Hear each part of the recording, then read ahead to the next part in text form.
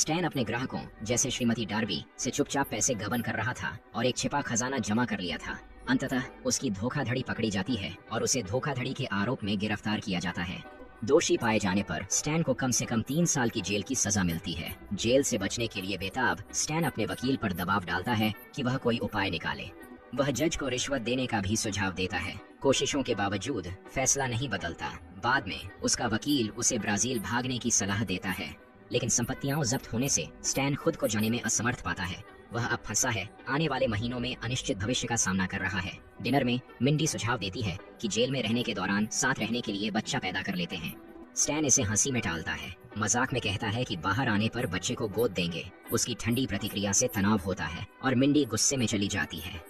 बार में स्टैन एक टैटू वाले आदमी से मिलता है और जेल में जीवित रहने की सलाह के लिए पैसे देने की पेशकश करता है। आदमी हिचकिचाता है लेकिन मान जाता है। स्टैन को चेतावनी देता है कि गार्ड कैदी हिंसा को नजरअंदाज करते हैं जब तक कोई भागने की कोशिश न करे। वह यह भी बताता है कि स्टैन की शक्ल उसे हमलों का निशाना बना सकती है। वह आदमी स्टैन को डरावने टैटू बनवाने की सलाह देता है, लेकिन जब स्टैन अपनी माँ का टैटू दिखाता है तो साफ हो जाता है कि इससे कोई नहीं डरेगा।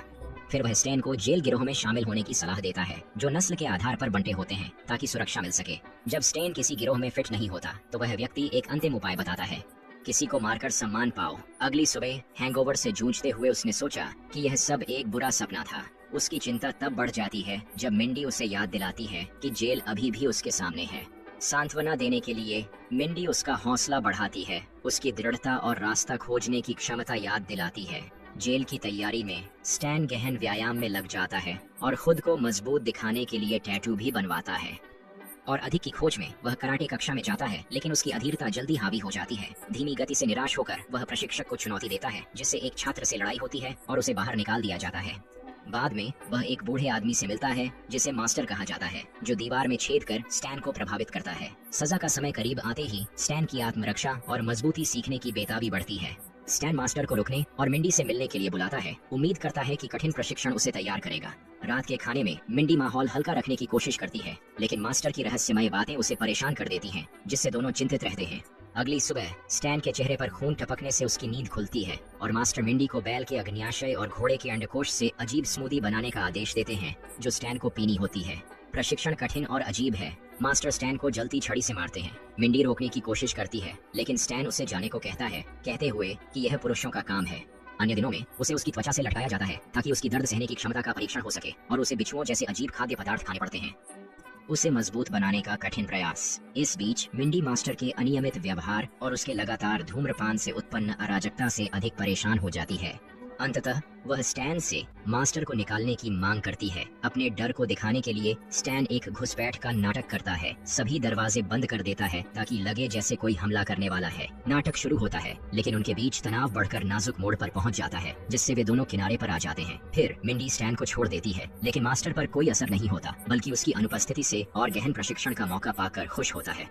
5 महीनों तक स्टैन बिना आराम किए कठिन अभ्यास करता है, खुद को अपनी सीमाओं से परे धकेलता है। अंत में वह मास्टर को हराकर उसे चौंका देता है। उसका अंतिम परीक्षण तब आता है जब वह कराटे में लौटता है जहां से उसे निकाला गया था। इस बार वह आसानी से प्रशिक्षक को हरा देता है, जो उसके परिवर्तन की पूर्णता दिखाता है।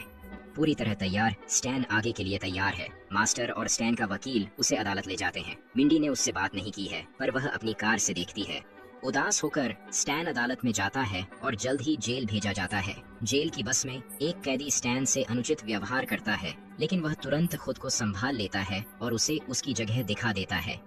जैसे ही वे पहुंचे, वार्डन गैस्क ने हंसते हुए कैदियों का स्वागत किया और कहा कि गार्डों को परेशान न करें, लेकिन इनटेक के दौरान एक दूसरे के साथ जो चाहें कर सकते हैं। जांच के दौरान स्टैन और अन्य कैदियों को अपने कपड़े उतारने के लिए कहा जाता है। स्टैन की टैटू से सजी हुई पीठ को देखकर गार्ड हैरान रह जाते हैं और भयभीत हो जाते हैं। फिर स्टैन को एक सेल मिलता है और वह अपने नए सेलमेट लैरी से मिलता है, जो जेल की आंतरिक गतिशीलता समझाता है। स्टैन लैरी को मजबूर करता है कि वह उसी बंक पर सोए जहां वह सोता है। बाद में लैरी बताता है कि गार्ड जेल को गिरोह की तरह चलाते हैं, अपने नियम लागू करते हैं। पहले वह काले लोगों के समूह से मिलता है, फिर मैक्सिकन गुंडे, नाजी नहीं और कट्टर नस्लवादी। पर असली खतरा बिग रेमंड से है, जो ब्लॉक का सबसे खतरनाक शिकारी है। जब रेमंड एक नए कैदी को डरा रहा होता है तो स्टैन आगे बढ़कर आत्मविश्वास से उसे चुनौती देता है। लड़ाई पल में खत्म होती है। रेमंड को आसानी से गिरा देती है। भीड़ उसकी सटीकता और कौशल से हैरान है। पहली बार किसी को डरावने शिकारी के सामने खड़ा देख रही है। मौके का फायदा उठाते हुए पैटरसन नाजी समूह का नेता स्टैन के पास आता है और उसे भर्ती करने की कोशिश करता है, लेकिन स्टैन की दिलचस्पी नहीं होती और वह पैटरसन को जल्दी बेअसर कर देता है।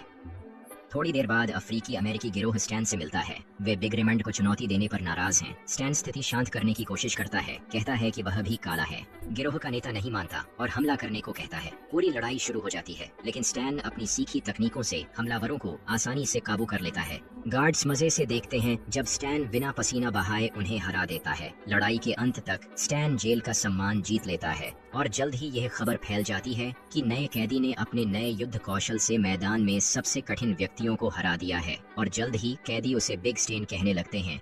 एक दिन रोबी, एक युवा भारतीय लड़का, कैदी स्टैन जिसे रेमंड से बचाया गया, धन्यवाद कहने आता है, लेकिन स्टैन ठंडे तरीके से मना करता है, यह कहते हुए कि उसने सिर्फ अपने लिए लड़ाई की। बाद में स्टैन को वार्डन के साथ एक निजी बैठक के लिए बुलाया जाता है।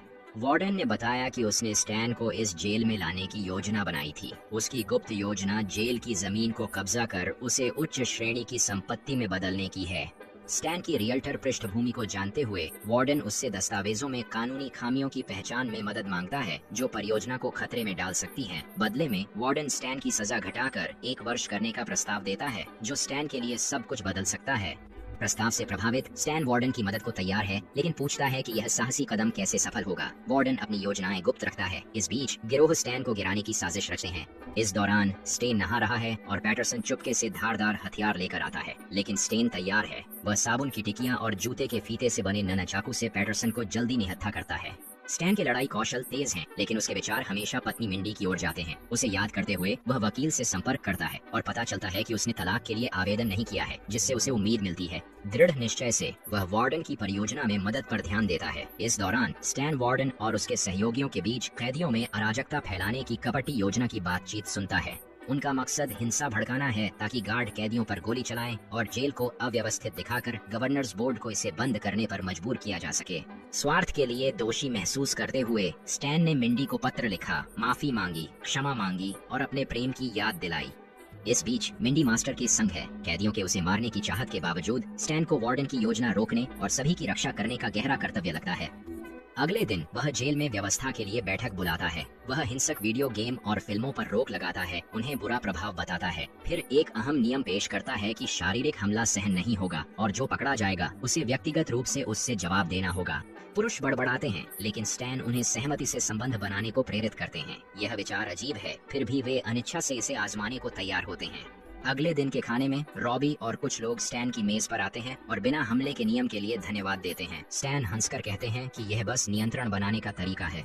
रॉबी स्टैन की सख्त छवि के पीछे देखता है और समझता है कि स्टैन सच में उनकी भलाई की परवाह करते हैं। इस बीच बिग रेमंड, जो अब अपने नए बॉयफ्रेंड के साथ खुशहाल रिश्ते में है, स्टैन के हस्तक्षेप के लिए धन्यवाद देते हुए शांतिपूर्ण भोजन का आनंद लेते हैं। फिर स्टैन को पत्नी मिंडी का पत्र मिलता है, जिसमें वह अपनी गलतियों के लिए माफी मांगती है और मिलने की इच्छा जताती है, जिससे मेल मिलाप की उम्मीद बढ़ती है। आने वाले दिनों में जब भी कैदियों में विवाद होते हैं, वे सुलह के लिए स्टैन के पास आते हैं। धीरे धीरे जेल में तनाव कम होता है और कैदी एक दूसरे की संगति की सराहना करने लगते हैं, जिससे एक शांत माहौल बनता है।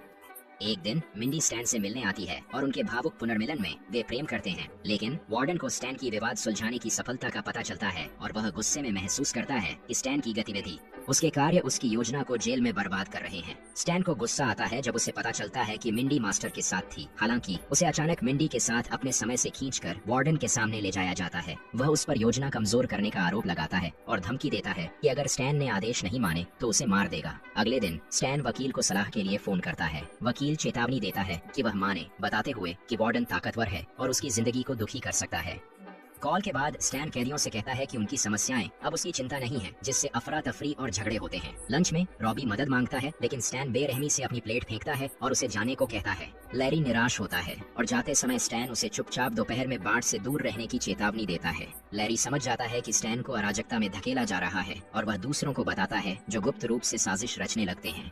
इस दौरान वार्डन स्टैन और पैरोल बोर्ड के बीच जल्द रिहाई के लिए बैठक करता है। जेल का दौरा करते हुए वार्डन बार्ड के पास हिंसा भड़काने की योजना बनाता है। दोपहर के संघर्ष में वार्डन बोर्ड को दिखाने की योजना बनाता है कि जेल नियंत्रण से बाहर है। बैठक में स्टैन इस उम्मीद में बर्ताव करता है कि उसका विघटनकारी व्यवहार उसकी बर्खास्तगी का कारण बने। उसकी योजना सफल होती है और वह भागकर कैदियों को बार्ड से दूर रहने की चेतावनी देता है। इससे पहले कि वह पहुंचे, डैंग सामने आता है और बताता है कि उसे भी वही गुरु सिखा चुके हैं। दोनों में जबरदस्त लड़ाई होती है। शुरुआत में डैंग आगे रहता है, लेकिन स्टैन उसे चकमा देकर बेहोश कर देता है, जिससे उसे बढ़त मिलती है। जैसे ही कैदी आंगन में इकट्ठा होते हैं और गार्ड गोली चलाने की तैयारी करते हैं, कुछ अप्रत्याशित होता है। हिंसा की जगह कैदी एक जोशीले मैक्सिकन गाने पर संगठित नृत्य करने लगते हैं। गार्ड समझ नहीं पाते कि कैसे प्रतिक्रिया दें।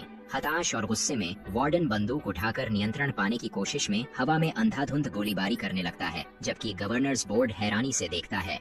कोने में फंसे और हताश वार्डन स्टैन को मारने की कोशिश करता है, लेकिन समय पर मिंडी मास्टर के साथ पहुंचकर उसे बचा लेती है। 3 साल बाद स्टैन ने अपनी सजा पूरी कर ली और जेल छोड़ने के लिए तैयार है।